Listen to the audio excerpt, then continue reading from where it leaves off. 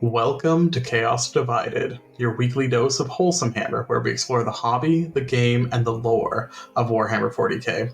We're your hosts, Nurgle Snurgle and BlushingNoiseMarine. This week, after our first few games of 10th, we're sharing our first impressions of this new era of 40k. And for our quote this week, we had to go to the Eldar. They're the talk of the town. And I feel like this is fitting for where they're at right now.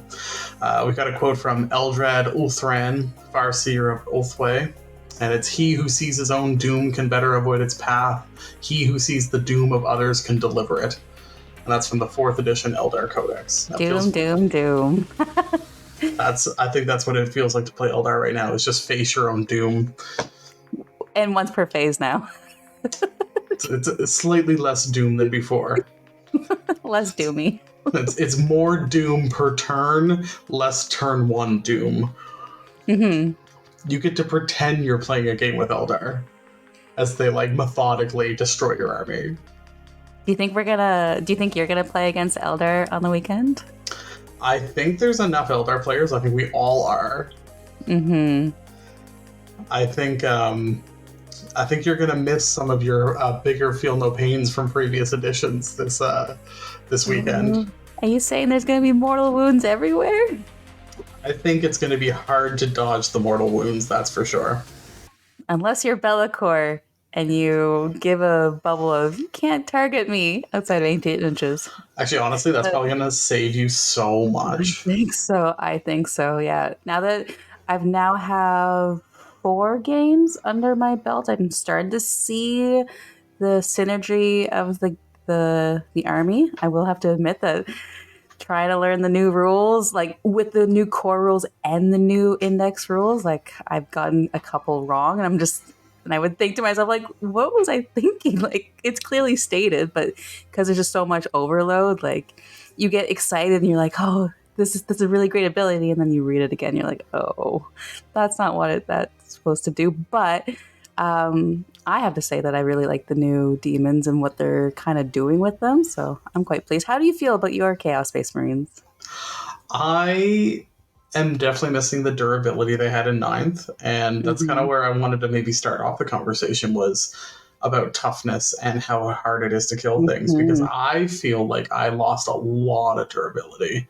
And for an edition that's supposed to be less killy, I feel very much like Chaos Space Marines are a glass cannony faction in a lot of ways. Mm-hmm. Do you find that way in your saves or in your toughness? Well, I lost a lot of Feel No Pains. Mm-hmm. And I lost a lot of illusory supplication used to be a massive way to protect a Terminator block.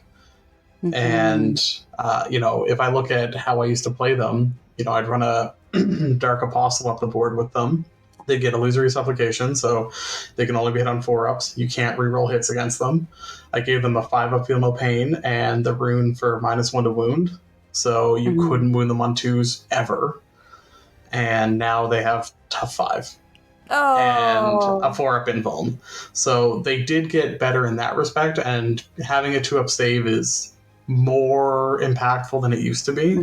Because of the less AP. Yeah, but, any big guns shooting at them, just rip them apart.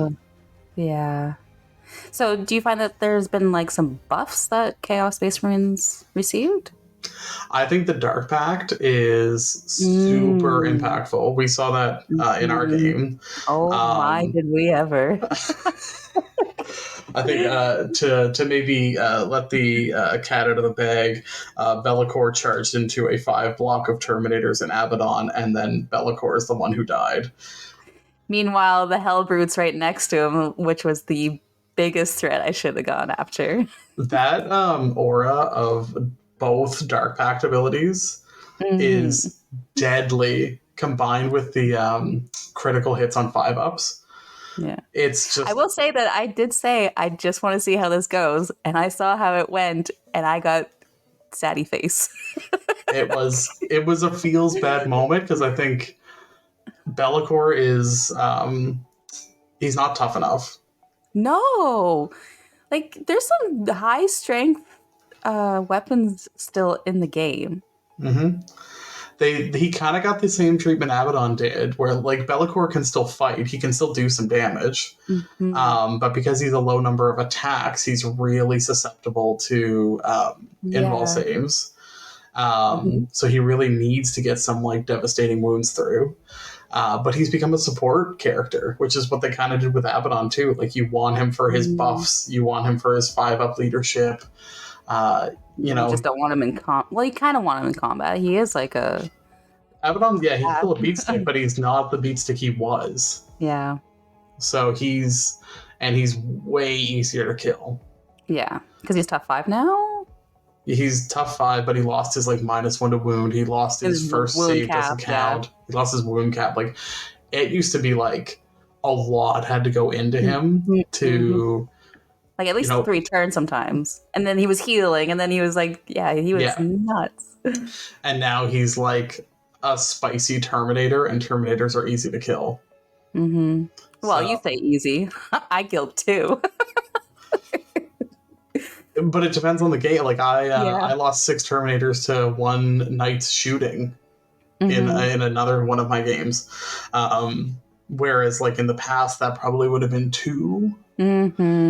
So there's certain weapons out there that just demolish them. Like anything that's AP2, damage 3, and like 6 or more attacks just destroys them. Like even if it's a strength 8, strength 9, like that wounding on 3s doesn't seem to matter. Yeah, Be'lakor losing D3 plus or D3 plus 3, and then ignoring invulnerable saves definitely cut his weapon for sure.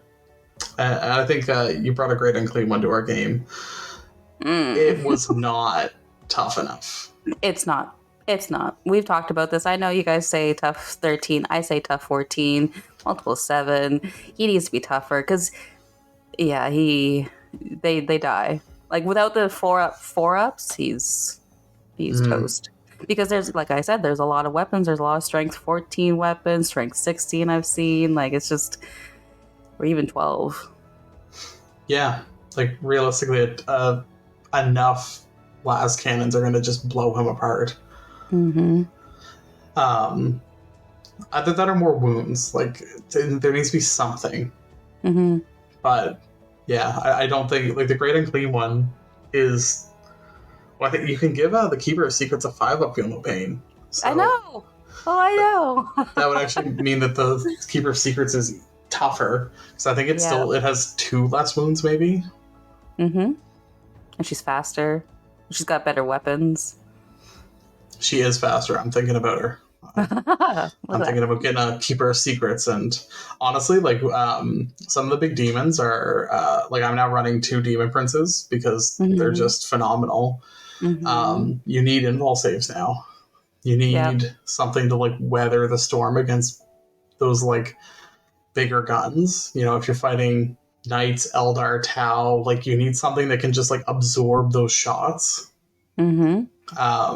Guard are going to be the same thing. Like those big things that you don't really want going into your kind of like tanks or kind of your mid-size like high armor save, but no invuls. Like you need something that's a bigger distraction against those. I've been seeing that people are playing models with invulnerable saves. Like you said with Guard, I haven't really heard much about people playing Guard. No, I feel like they went from a very spicy faction at the end of 9th to just suddenly not on the table.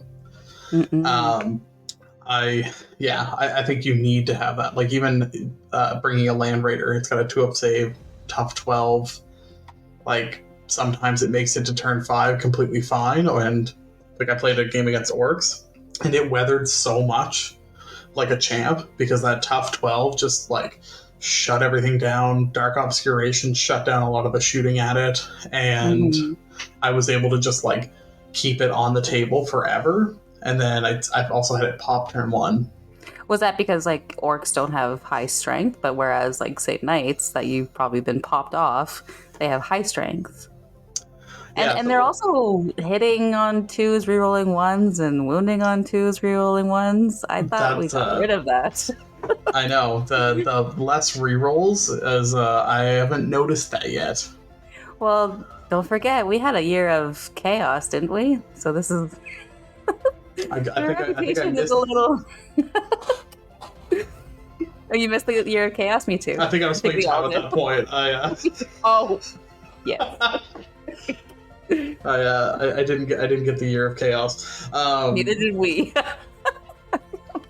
But no, I think the thing that makes me sad, and we talked about this after our game, is that like being promised a tougher edition, like a higher endurance, Mm, and then not feeling it, almost makes it worse. it's a little slap in the face, yeah. Like I feel like a Land Raider went from tough 9, which in ninth was phenomenal, because like Mm-hmm. very little was above that. Like a las Mm-hmm. cannon was strength 9, plasma was strength 8, so like most things were wounding it on a 4 or 5. Mm-hmm. To now tough 12 is kind of that like, It's not a sweet spot. it's not 13 would be nice. 13, which like for a Land Raider I feel like tough 12 is fine, but like it maybe is a little too expensive for what it has. The thing about it is the thing that I think is the point sink in it is the assault ramp. So you like almost like, if you want to use it, it has to be almost like a suicide vehicle. Mm-hmm. Which Or you just like you drove it, unloaded, and then just parked the car on the or the Land Raider on the objectives. yeah, and it's just like, okay, like it doesn't feel like the lore around a Land Raider is that it's like this like big old like remnant of like another era of like hardcore warfare, Mm-hmm. and it just kind of feels like, oh, it's a tank. Transport truck. Yeah, it's like a truck that doesn't get blown up by a stray las cannon shot, Mm-hmm. but a few will. Mm-hmm. Well, I have to say that after our game, I immediately changed my list. It's like, okay, let's go to the drawing board. Because like I played the Beast of Nurgle and Horticulus Slimex, and I just wasn't happy with how they performed. And I want to really like them, but I don't think there's a place for them right now. They only have that ability to heal at the end of the turn, and that's pretty much it. They don't even have lethal hits. They just have the devastating wounds, and they still hit on 4s. So it's just like, I can't justify them still being like -1, -2 damage just for 75 points is pretty pricey. But so yeah, I changed my list. I think some of them, like yes, like a couple. I have found a way to keep them single, and they just sit in deep strike and they wait, because when we're drawing the cards, I've noticed that there's a lot of type of missions that being behind your enemy lines or just finding a bubble or a spot on the table can give you a lot of victory points, and so that's what they're used for. They got the demon prince size base, and they just kind of sit and hide, and I found that's how they're utilized. That's honestly what I keep the Chaos Bikers on in my list for. Is it's like a 95 point, just like zip around and like, oh, I need to be in the middle, I need to be in the side, I need to be in the deployment zone. Like, it's a way to maintain some kind of mobility, because like if you're playing tactical missions, like you could end up needing to be all over the place. Yeah. And the last thing you want is like a great unclean one sitting in the middle doing like a deploy teleport homers or something, because like you're like, oh, I need the victory points, but like this is not what this model should be doing. Yeah. So having little guys in your army is, I think, very beneficial to have. And that feels how demons should play, is like, oh, this demon just showed up and did this thing, like, yes. and I like wasn't planning for it, and then like it's a beast of Nurgle, so like you actually have to deploy, like they're not super easy to kill either, and like you have to deploy enough resources to kill them, because if not, they just stand there. And then you're putting all those resources into them and not the rest of the army. So I think that's, there's play for them, but yeah, I think the 6 that you brought, I feel like they just ended up like, they killed the things that they could kill easily and then didn't have anything else left to do. Yeah, like I try to use them to kill, but I don't think that's their purpose. I think what they are is just to fill those pockets that you need to, just for points. Yeah, like they would reap through like Eldar because they're strength 6. True, but like still hitting on 4s is really tough. There's no rerolls. There's no real hits of 1. So I have seen my rolls go like to hit. Oh, I get 1 hit and maybe a wound. That's just not something I want to keep around. That's fair. Yeah, I will say tank shock is very powerful. Mm-hmm. Having both used it and then also been on the receiving end of it, like you definitely need to be careful about like knights now, because that's like a free 6 mortal wounds for them. Because when you're bringing like a strength 20 weapon in, they're getting 22 dice. They're very likely going to get 6 mortal wounds in. So it's if the strength of the weapon is higher than the toughness of what they charge into, you add 2 more dice. So like a strength 20 weapon, there's no tough 20. You're looking at 22d6, which is just, it's gross. Bellacor's a monster though. I think you need to be a vehicle. Yeah, I think for tank shock you do need to be a vehicle. I wish they had monster shock. Some like my Demon Prince with Wings has it built in. So I think so the Chaos Space Marine Demon Prince with Wings rolls a number of d6 equal to its remaining wounds, and every 4 is a mortal wound up to 6. Yes. Which is very spicy. Because it also it causes battle shock tests when it flies over something. Oh. Yeah. Poops on it. Just, yeah. Poop grenades. Just... that's not how I imagined it. Was it was the wings of terror or something, but poop. I would imagine Demon Princess also have sneaky poop, so I'm sure yeah. Just picturing some like space marine like wiping like the visor clean and just being like, well, I don't want to fight here anymore. I'm done. They see a swarm of demon princes above them, like, oh god. It's like, are those seagulls? No. Oh no. Well, speaking of demon princes, I also added one to my list. I think you have a very strong demon prince. Yes, tough 11. And it gives the stealth ability. Yep. And I do like the once per battle, the 3-up invulnerable, and then you can spend the strat to reroll your 1s for invulnerable saves. So yes, so that's spicy. I did that against knights when he was against the melee one, and he saved all of them essentially. I think one got through, but yeah, it's spicy. I love that. And the Great Unclean One was nearby, so it had a 6-up Feel No Pain. Oh, that's even better. Oh, that's so good. I love that. So that's the one on foot? The one on foot, yeah. That's very good. So you said something about demons, how they kind of just pop up out of the warp, and that's kind of like how they're playing right now, and that's kind of like what I'm going with. You spend 1 strat at the end of your opponent's turn, and you can pick up 2 units if they're in Shadow Chaos, and you put them in Deep Strike so that they come your next turn.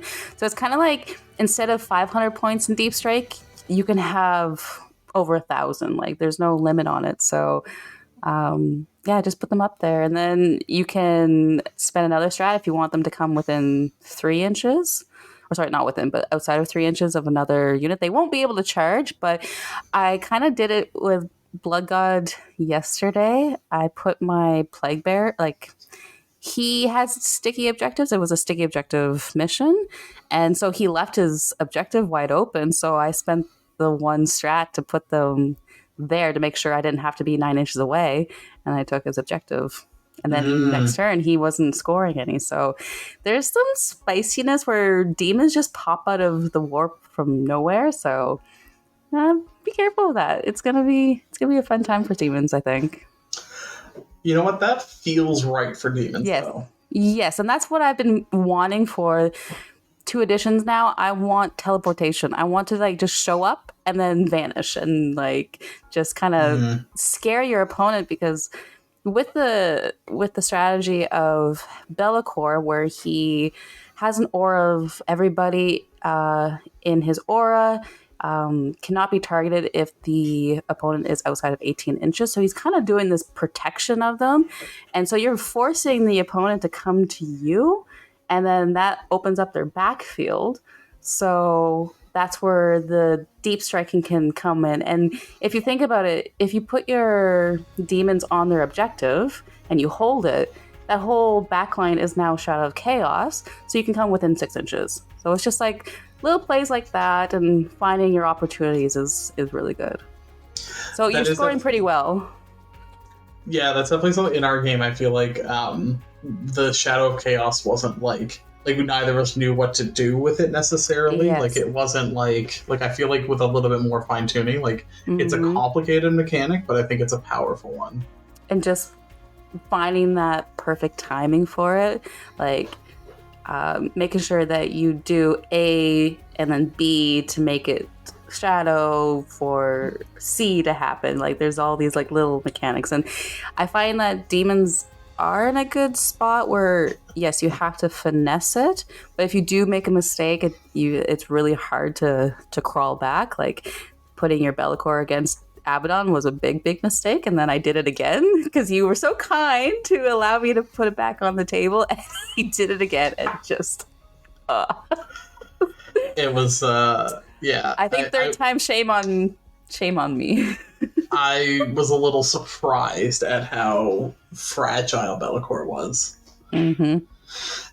No, I mean Abaddon will rip apart a Big Knight. Like he's still with that AP4. Like he's still a blender. He's just not as much of a blender as he was. Mm-hmm. But it's like, he went from being set at 11 to being set at 10. Like he's still up there.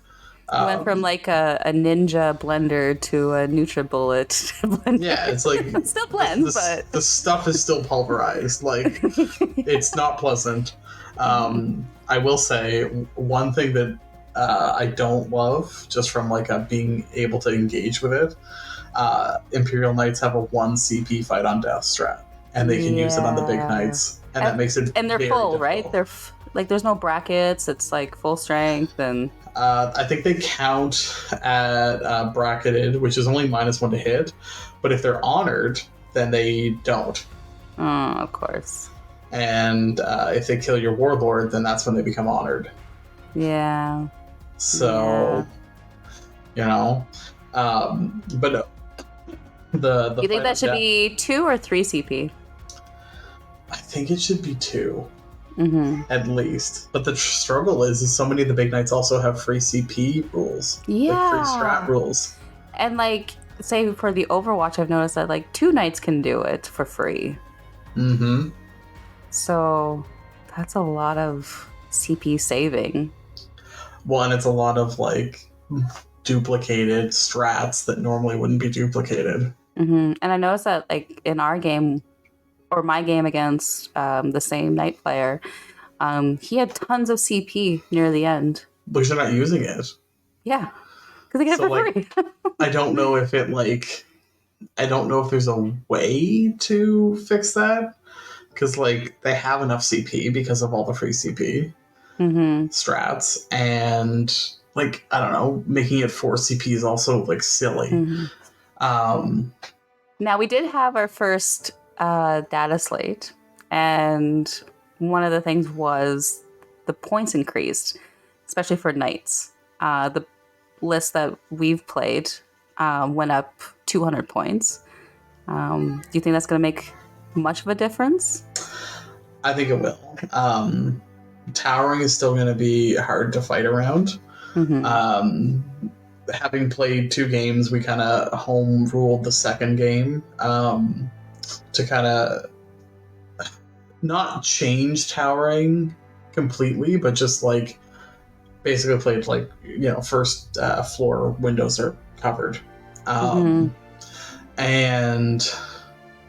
that made a huge difference in like my deployment and ability to deploy. I think that amount of increase is going to cut out like basically an Armiger, and on the Chaos Knights like a Warthog, which does dramatically affect their like buffing and like what they can do. So like if you have turn 1, then you can potentially like shut down a big knight from getting their bondsman ability, because you're going like if they're running 3 big knights, they're probably not running 4 armigers anymore. So then if you pop one of them, one of the big knights isn't getting their bondsman ability, and you're forcing your opponent to make choices. Whereas when they had a spare, like with a 5-up invuln, it's hard to pop multiple armigers with shooting unless you have a lot of shooting. Do you think the points increase for Eldar helped? I think the combination of changing Strands of Fate with the points increases are going to make Wraith Knights harder to play. Yeah, like they're almost 475. 5. Yeah, 475 I think it is. Yeah, so I mean, how much army do you have left if you bring 3 of them? Yeah, true. And Night Spinners are 170 now? Yeah, so I think it definitely like curtails them, but does it change it that much? I don't know. They still have the like we will. Like they still have the wombo combo. It's just maybe not as big of a wombo combo. Do you want to do like a little bit of a breakdown of your list? Of my list?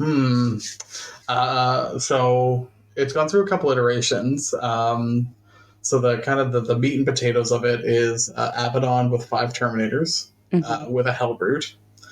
I've put the combi weapons on the Terminators because the 4-up anti-infantry combined with devastating wounds is really nice against like other infantry-esque armies.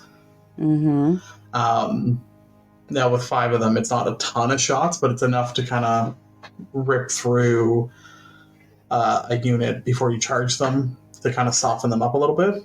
Or even like I've seen that people are only bringing a few infantry, so if you just get rid of their infantry, then they're pretty much stuck with their big things. Yeah, and with Abaddon giving them all the march, you can do sustained hits on it on 5-ups. You're probably getting more. So even if you're shooting not in rapid fire, you're probably doing 3 or 4 mortal wounds, which, depending on the size of a squad and what else you can shoot at them, might put them in battle shock territory, which then means they're not holding an objective. It just, again, it forces people to either pay CP or make choices. And so I think that's really strong on them. And then the Hellbrute obviously gives both effects, which is just stupid good. Yeah. And then I have a Land Raider, which is nice to be able to pop whatever you want into it to get it across the field. And then I had to bring my boy Lucius. He is. Because he's chef's kiss. Like I got whipped by him. Very good. Yes. He is exquisite now.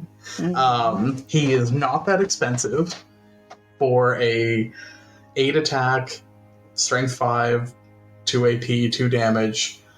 Fights first, which is really where it gets like I played orcs and Lucius was like killing cans. He ripped a war boss's face off before the war boss had to do anything.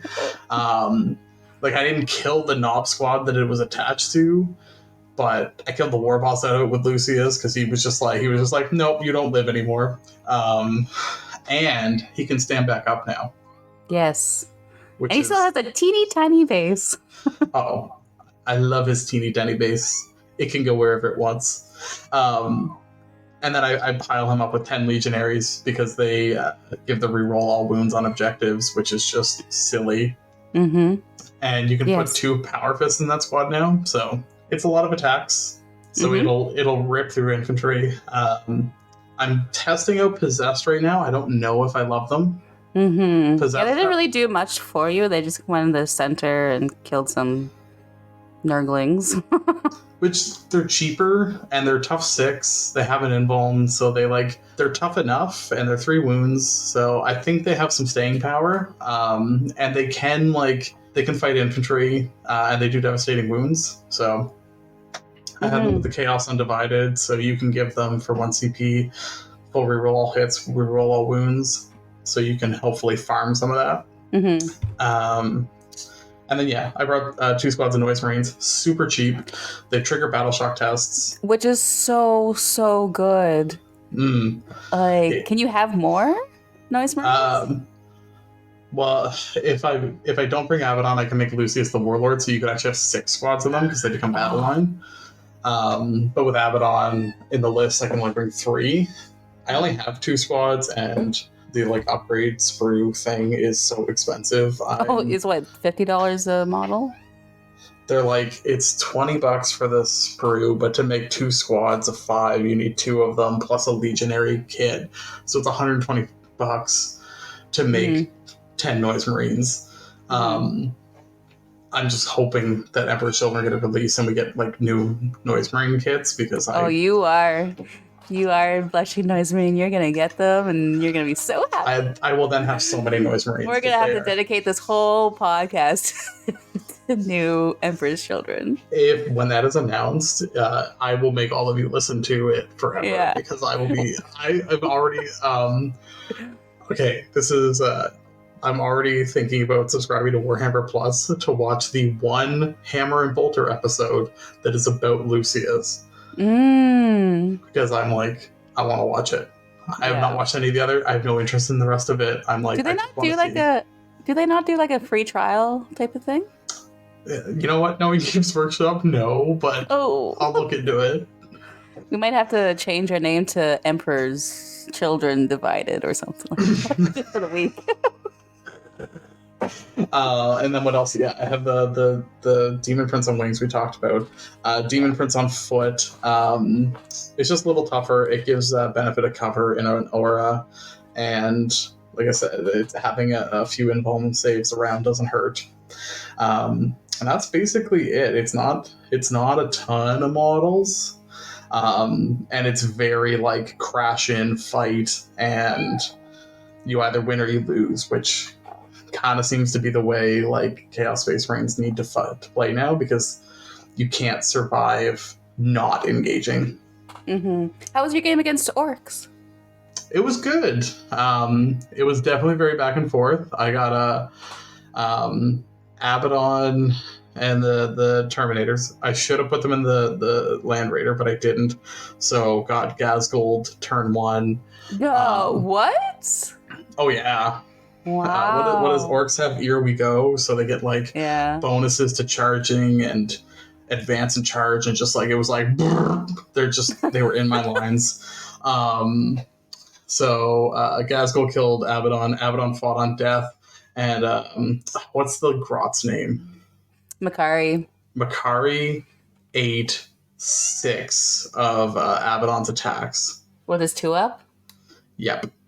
I can't believe they kept that for him. I think they should give Sassy Nurgling his own base and have him go up with a Grand and Clean one, giving a 2-up Feel No Pain or Invulnerable Save. You know what? I'd be okay with that, because I feel like a little bouncing gymnast Nurgling just taking huge artillery shells in the face, so the Grand and Clean one could just laugh. Yeah. Feels Nurgle. So he can finally walk across the table laughing and jolly.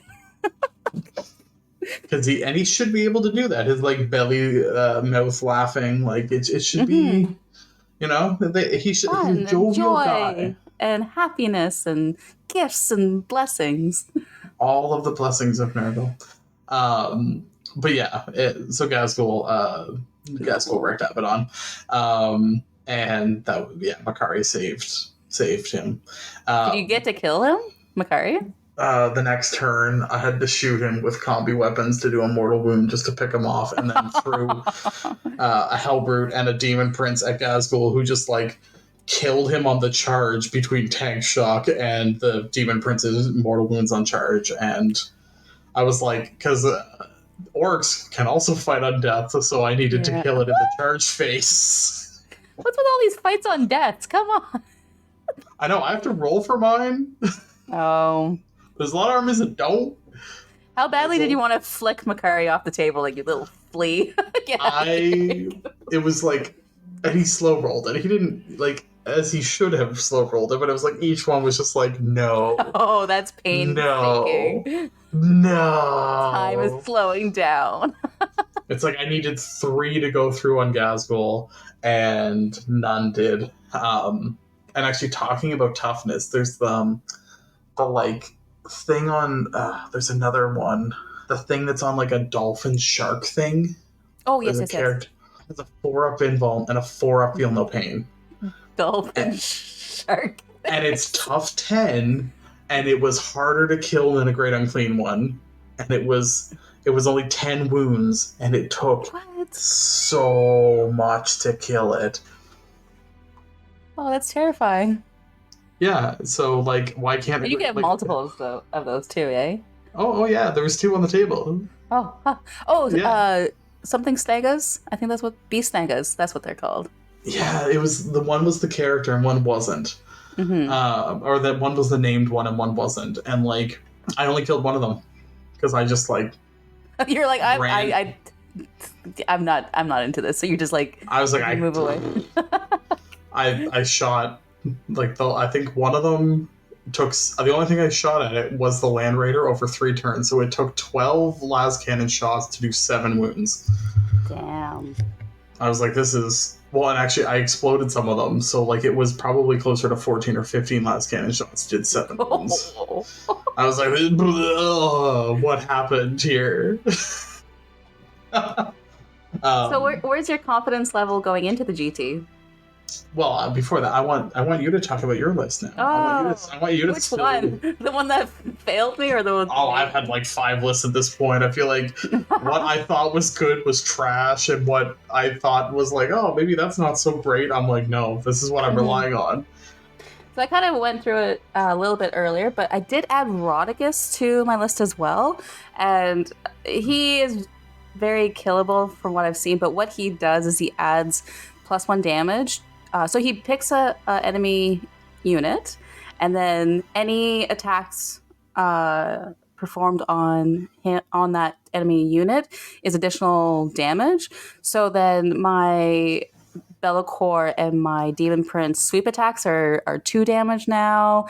Bellacore is D6 +2, and I would say that's what helped me kill the knight with Bellacore, because it was just that 4 extra damage that went through, and he couldn't get the feel no pains on the knight, and he then fought on death for 1 CP and just annihilated Bellacore. But I was like, you know what, model for model, big thing versus big thing, I guess that was a fair trade-off, because I was his big melee knight, so I was like, yeah, you gotta go.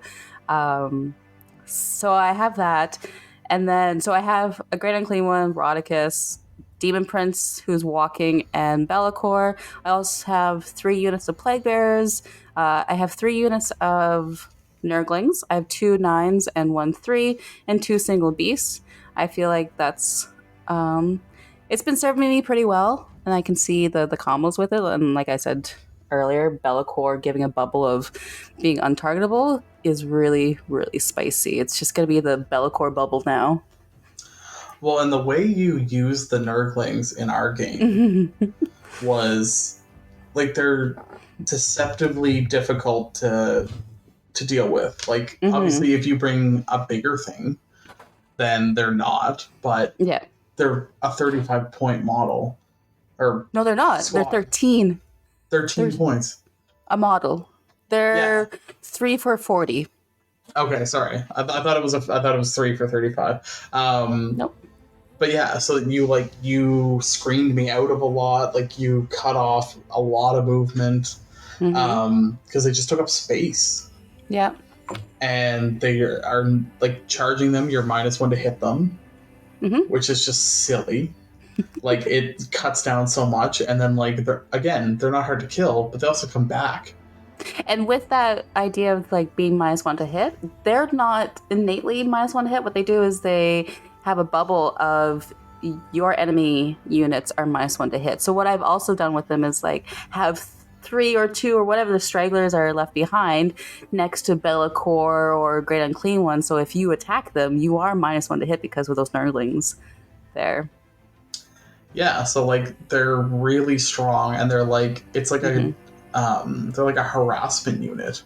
Yeah, I've been trying to play this Nurgling tar pit idea where I put them around an objective because I know that they can't hold an objective, but neither can you if you cannot get on that objective. And then I put like a unit of Plague Bears towed on, and since Plague Bears are sticky innately, I can just put them back into the warp and then just try to hold as best as I can. And I will also say that it worked. You tied up a squad of Noise Marines for 4 turns, I think, before they actually managed to kill the Nurglings that were like surrounding this objective. And not only that, is you shot them with your Noise Marines, forcing a battle shock, and then I got 3 models back. I did. Because you also can't not cause a battle shock test. Yeah. So, fun fact, when you fight demons, if you bring a battle shock heavy list, you're going to be actively regenerating your enemy. As long as it's Shadow of Chaos. Which, if they control the objective, it is. Yeah, and there's strats out there where you can make like a 6-inch bubble around objectives, Shadow of Chaos. Like there's all these little tiny shenanigans that will hopefully streamline somehow. So you just gotta dig for it. And that's what I love about like new books and new editions, and just especially being told by the public and the community like, oh, they suck, and then that just makes you want to dig deeper. You're like, no, you've challenged, I agree, so let me find that combo. And I think I'm getting close. Well, like talking about like kind of moving into 10th versus 9th, like my first 2 games I brought like the 10 block of Terminators because that's just what you did in 9th. And there's so much fight on death out there now, it's too many points. And they were over, if I got them in first, they were overkilling and then being absolutely like wasted on the backswing. So I feel like there's so many little things that just like as you kind of piece together what other factions can do as you play more games, it's like the kind of traditional wisdom that you come from starts breaking apart. And like, yeah, something like Nurglings, it's like at first glance you're like, well, they can't hold an objective, but like they can tie up your opponent in like silly charges. Like who wants to take like a 500 point unit and throw them at Nurglings, and then they're 3 inches away from Bellacore when they kill them. And then like you have completely set the tone for your turn, and your opponent killed some Nurglings. Yep, barely. Which is just, yeah. So many wounds. So yeah, it's like little interactions like that where like... And they do actions. So, and like I was saying, like, I think we're going to start seeing people understand secondaries a little bit more, and that's where the lists are going to start to tailor, because having those small units being able to drop wherever you need to do that action, like a unit of 3 Nurglings, okay, I need to be in the center of the board, or I need to be in the corners, like 9 inches within the corners, or behind enemy lines. That's a lot of points, especially when you're playing tactical. Yeah, and like I play such a slow army, like, which it didn't used to be slow, but losing Emperor's Children, here we are. James Workshop even. I think they shuddered a little bit. I hope so. They need to get working on that codex. So like, yeah, like investigate signals, like the corner one, like it's almost unplayable for me because like I don't have enough fast units and I can't teleport. Not at all. Like I can deep strike things, but only 5. But I can't. The only thing I can do, the bikes can go back into strategic reserve if they're wholly within 6 inches of a table edge. But they're already my fast unit, so that's like not usually the one that's the issue. So yeah, like that's one of those ones where it's like that's a mission that like I really struggle with, because like trying to hoof back like noise marines into a corner is super annoying, versus like, because it like sends them the wrong way. Like I'm not usually in table corners turn one or turn two. So yeah, just like learning how those missions interact with your army is like probably going to be a ton of the next like 3 to 6 months of Warhammer for us all. For sure. How many missions do you think you are successful at? Like, I say, maybe how many percentage of them? 75%? The killing ones are usually pretty easy. Because that's what I do. Any of the ones that fight over the middle, because I have so much that just kind of like, clobbers things, is usually not too bad. So even like I struggle, like deploy teleport homers is either middle or enemy deployment zone. I struggle with the enemy deployment zone, but it's not hard to get those 3 points. Yeah, like taking objectives is not usually that big of an issue. Like if I throw something in that direction, just because I do have enough that'll kill something off an objective. So I feel like it's probably like 60% of them are like generally doable in games that I've had. And the rest you just throw away for the CP.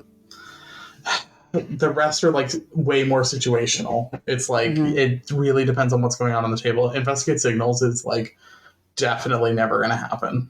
That's a throwaway for CP. Or even if the game's tight enough, spend the CP to get rid of it. Yeah. How about you? I feel pretty good with most of them. Obviously, Assassinate's a little bit tougher, like especially the first round. I'm not getting that, so that's definitely a toss.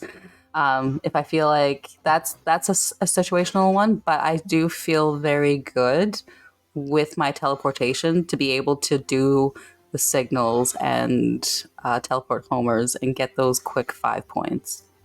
Yeah, see, Assassinate's a weird one where it's like, because Abaddon is such a known threat, if you put him on the table, people hunt him. And then because he can potentially fight on death, he usually kills the thing that fought him.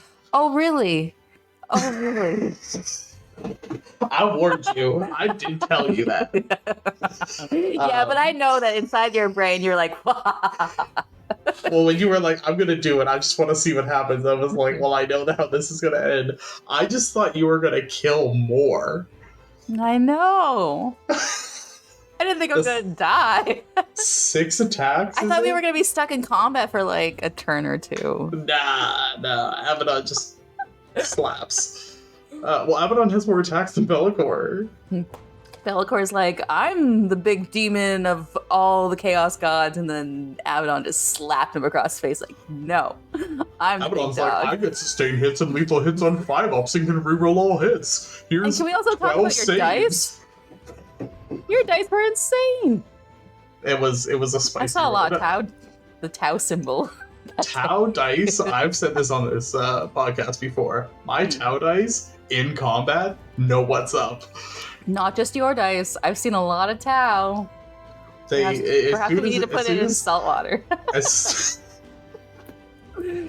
For those of you who maybe don't know that story, there was a GT winner who was found out to be cheating. Were they also playing Eldar though? Like they were playing Eldar. Yeah.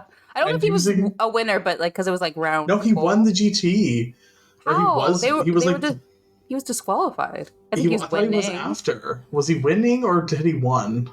No, I think it was round 4, they said. And the guy was like, you know what?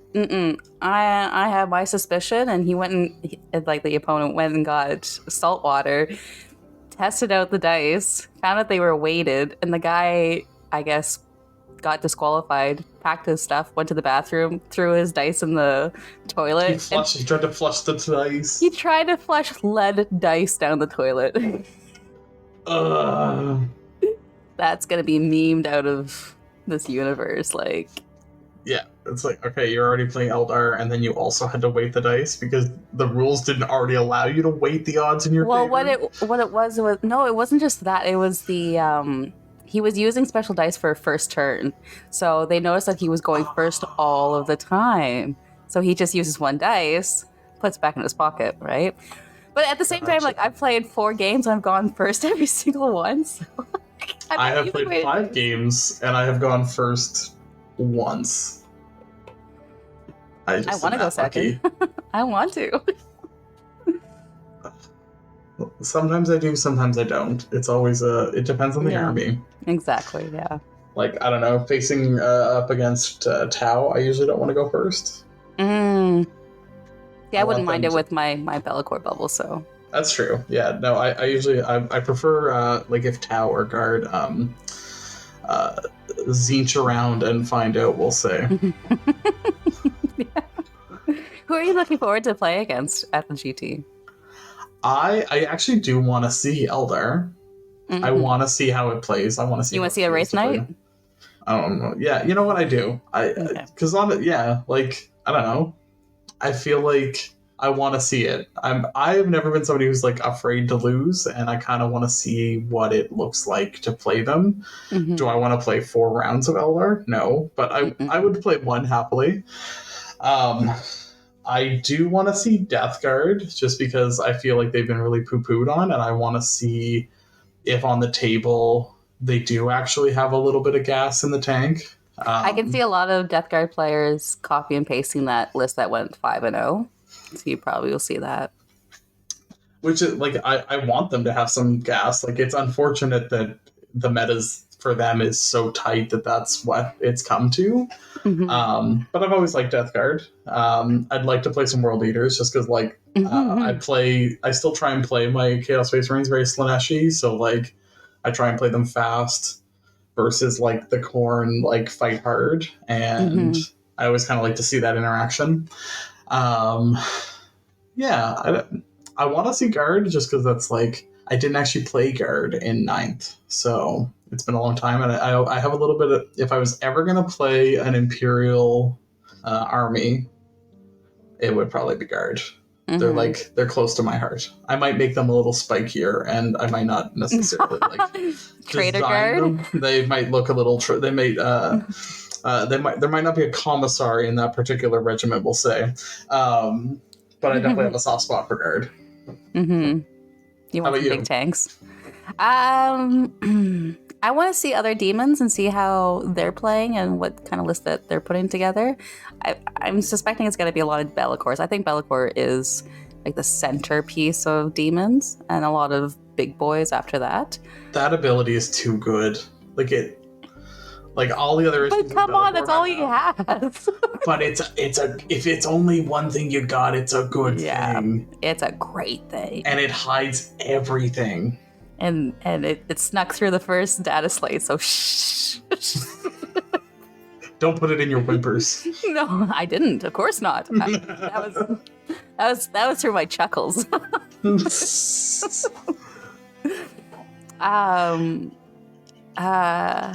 Anyone else? I'd like to see. I think there's some AdMech that's going. I know Tyrion's. I think we're actually going to be having probably all factions being represented. So I didn't actually realize that there was AdMech going, because I would also like to see them, because that's another one of those like I like to see like on kind of the high end and the low end, like what people can do. Yeah. Other than that, I think it's just going to be a fun time everyone's going to try to figure out the roles together. I don't envy the TO who has to do the event.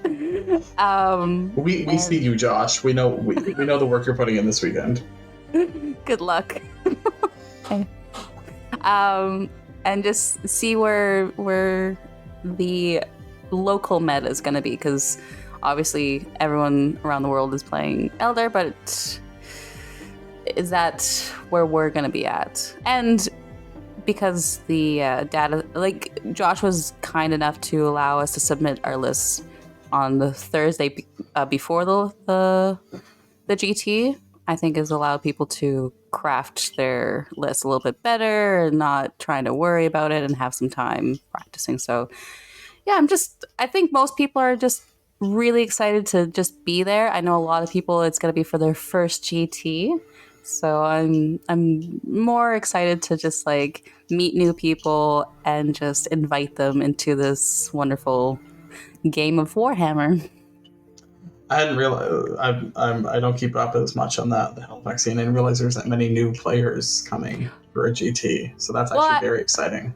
I've seen a lot of like in my Discord, people are like, "Oh, this is my first GT. This is my first GT. My first GT." So, yeah.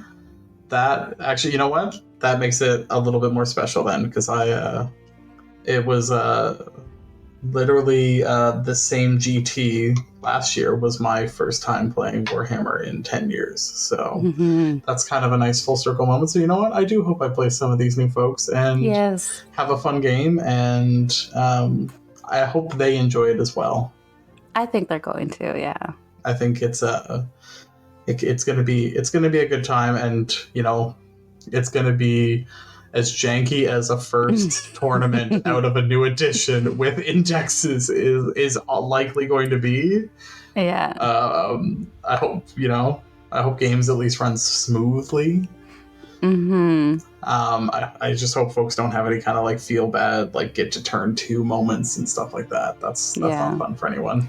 But I think what Josh did is very smart to do for the first GT. He predetermined all the missions, and he made sure that the missions where you move objectives were completely scrapped from the pile. So these are just kind of basic missions, because I know that I don't know about you, but I felt it where trying to determine the mission felt kind of clunky, and there's a lot to it. Now that there's no longer just 9 types of missions with their built-in mission pack into it, you now have random missions, and there's so many varieties you can choose from. So I think Josh doing that was a excellent decision on his part. I liked the mission that we drew. We drew like the most chaotic combination of course. mission rules, because of course, what was it? It was vital supplies, supply drop. Like we had 6 objectives that we placed, and then also objectives that then disappeared. And we had, and then were worth more. It was absolutely ridiculous, and I like that that's a possibility now, though, because like that game will function like very few others.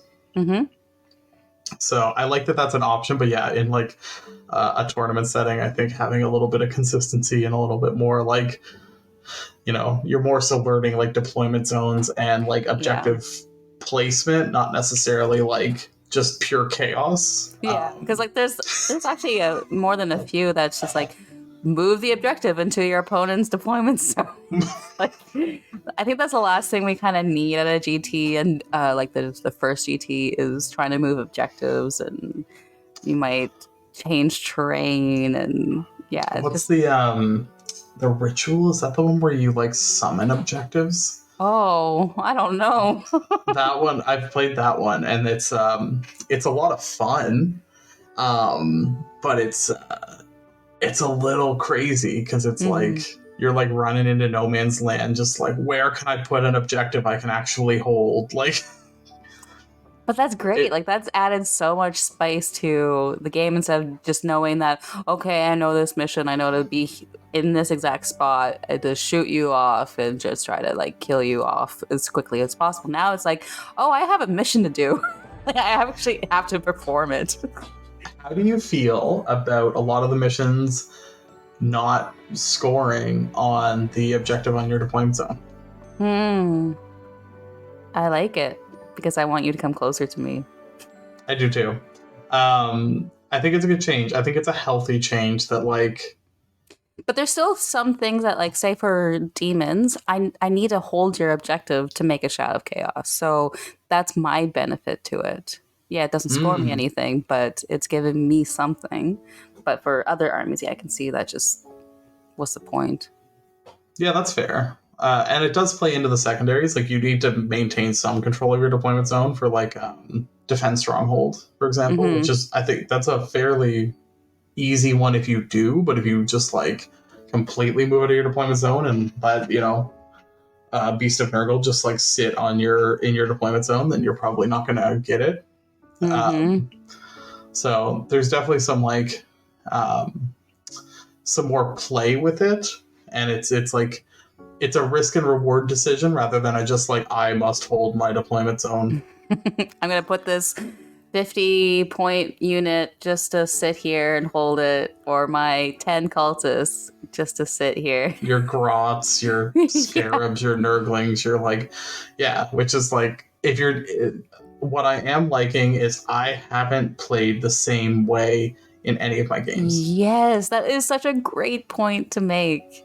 You don't have one style. Like you are literally, when you draw those secondaries, you have to change your tactics. Yeah.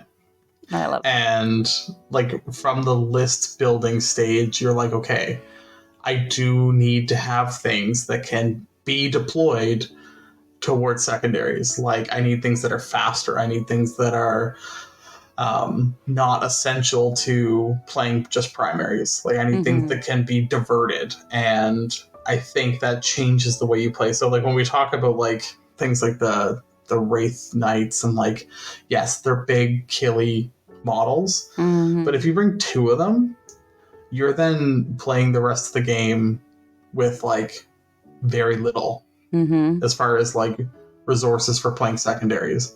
So if you lose those knights very quickly, you then have nothing to actually play the game with. So like it's a bigger risk and reward. And I know like with the way Strands of Fate was working, you didn't have an army to play with either, and that's why it didn't feel great. But like hopefully with with these changes, like it's enough of a disincentive that like you're gonna have to focus more on actually like playing a game where you engage with your opponent. Yeah. Have you played with fixed missions? No, because I feel like I played so much 9 with fixed missions that I don't want to. Yes, but I also like I didn't love the way Tempest worked, because they were all worth the same amount. And it felt more like you had to build a Tempest list. Like you needed to have a list that did everything. Like, what do you do if you draw overwhelming firepower and you don't have any guns? You just like loot, like you just don't score that turn. Like stuff like that. Whereas like I feel like the scoring on the new secondaries is like, if you really like shoot the moon, like if you get Bring It Down and you like absolutely rip through your opponent's vehicles and monsters, you can score 8 points with it. That's awesome. But like if you only manage to pop 1, you still get 2 points, which is like, so there's some give and take there. Like there's multiple levels of completion. Yeah, and or like it's that, or you get a CP because you just throw it away. Yeah, so it's like if you can't do it, you don't have the resources to do it, you can still come out stronger the next turn. How do you feel about starting with 0 CP? I think effectively you're starting with 1, because like when you start the game, you have 1. Yeah. I do miss having it, but also the stratagem combos are not there anymore that I used to use. Like I used to, on some games burn through 4 CP in the first turn to just like warp drive some Terminators across the field as Emperor's Children, which is not even remotely close to an option anymore. So like I feel like, you're making choices. It's harder to make those choices. Like, if you get charged turn 1, it's like, do I blow the 1 CP I have? You have to make those decisions. So I feel like it makes you play the game more. Yes. Rather than just like sit on your bank and be like, well, is it time to activate like a strategy C? Like, no, it's like you're reacting to everything that happens and you have to make hard choices. And that's what this game is about. Yeah, and there's a lot less spending a CP to reroll.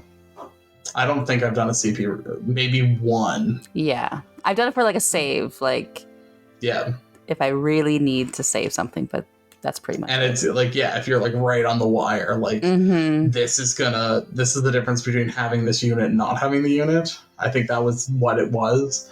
How about you? How do you feel about the CP? I like it only because like I didn't really have powerful CP to start with. Like my stratagems were quite poor in ninth. And then going up against an army that has blown all of their CP before the game even started, like that. So I am okay with it because it never benefited me in the first place. I like that enhancements are points. Yeah, I think that's a much cleaner way of doing things because yeah, you had armies 100. that like yeah, it'd be like 6 CP and then they'd come out with like 3, you know, big stupid blown up units and either stomp you or you stomp them and then they're gone. Whereas like the CP now, honestly, like when I came back to Warhammer, the stratagems and CP were probably one of the like jankier feeling parts of the game. And I still feel that to some extent, but I feel it less in this edition because units have more flavor. Like every unit has a thing that makes it different. They all have some kind of special rule, and I really like that. I agree. Yeah. So I think we're, I guess, coming to the end of our first impressions. If you were to summarize your thesis, how do you feel? What are your thoughts? And I guess like looking into this GT, like where do you feel like Warhammer is right now? I give it 7 out of 10. 7 snurglings out of 10. Is that Yeah. I feel very good, and that I think most of my feelings on that is the drawing of the missions and the mission secondaries. I think that's where most of the good is. And then having the teleportation with demons. So overall, positive still. I don't feel that they're as bad as ninth. Going into the GT, I'm excited to roll some dice and then feel absolutely tired by the end of 2 days and not be able to think.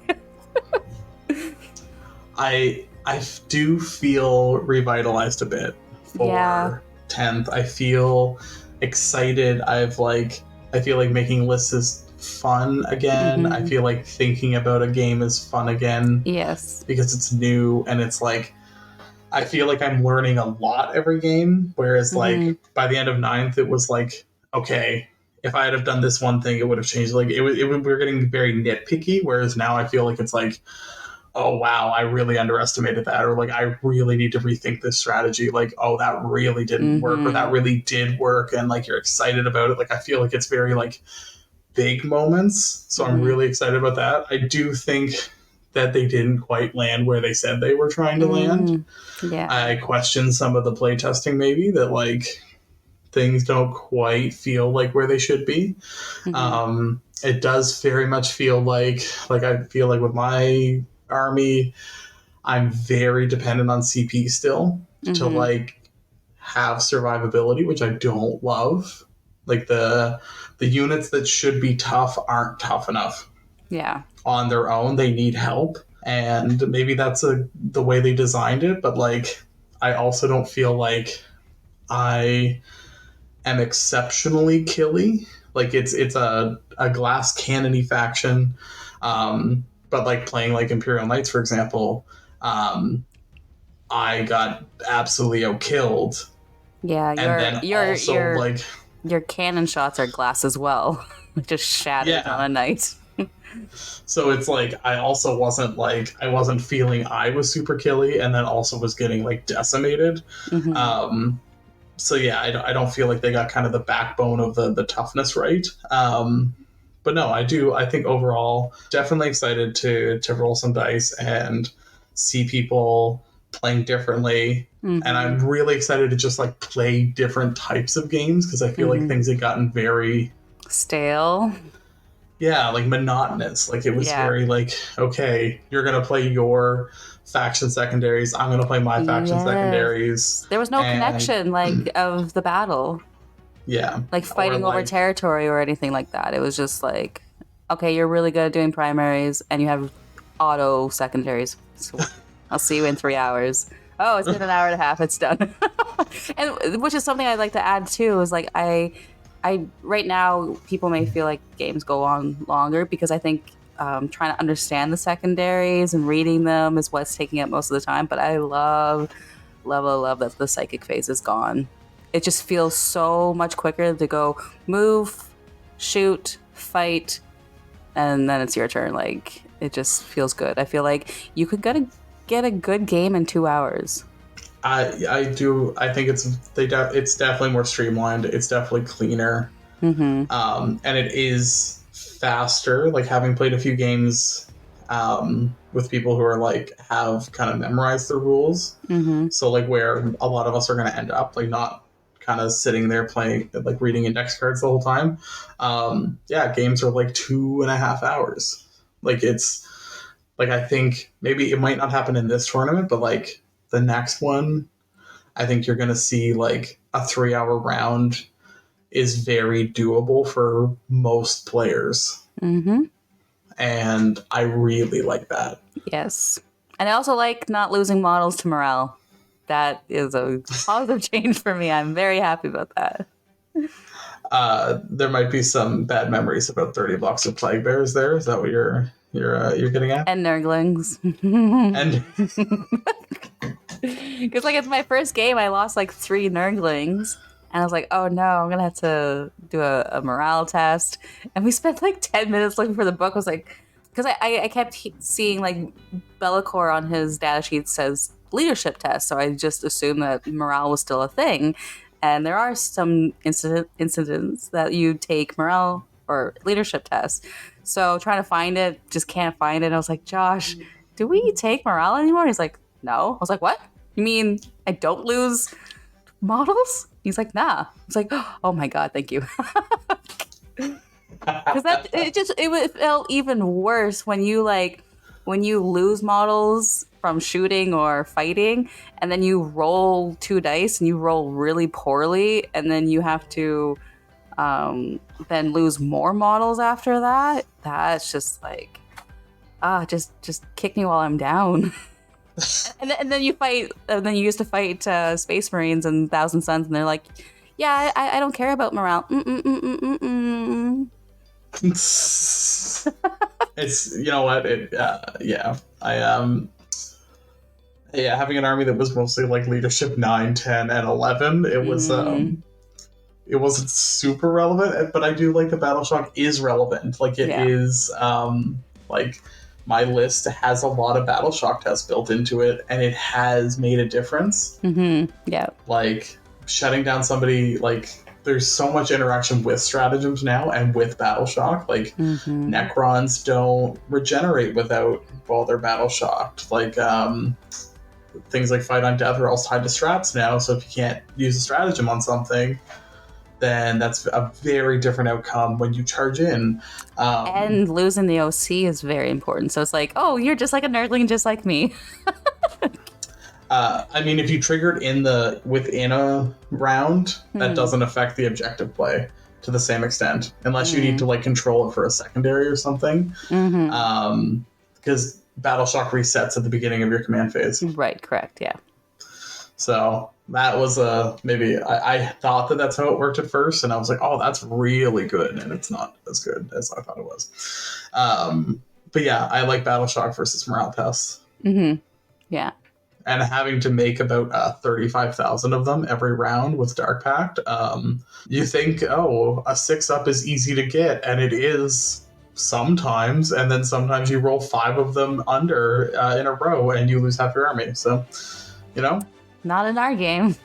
You're like, oh, Dark Pact. Oh, Dark Pact. But then I played Blood God last night, who played Chaos Space Marines, and he was failing all of his Dark Pact. And it was just like he took a lot of mortal wounds. So I was like, you're losing like a quarter of your army just before you get to me. It makes it, you know, you think it doesn't matter, but like you got a unit on 2 wounds and you fail a Dark Pact, and you're like, actually, yeah, that is what I have CP rerolled, was that those leadership tests where it's like, ooh, this demon prince has 2 wounds left and failed the dark pact. I really needed to not be dead. Yeah. Thank God I have 1 CP. Right. You're like, okay. I wanted to use that for other things, but here we go. But yeah, I guess any last thoughts before we wrap up? Nope, I am looking forward to the weekend, to seeing you again and rolling Aww. all the dice. All the dice. Yeah. Well, with that note, thank you all for joining us. I hope you've enjoyed this chat about 10th edition. It's a bit of a different kind of podcast from what we have been doing, but I think we were both so excited kind of coming out of those first few games that we wanted to just like dish on it. So we hope you'll subscribe to Chaos Divided, both here, wherever you're listening from, and on Instagram and YouTube at Chaos Divided 40k. And you can find us both on social media at Nurgle_Snurgle and at BlushingNoiseMarine. And until next time, bye-bye. Ciao for now.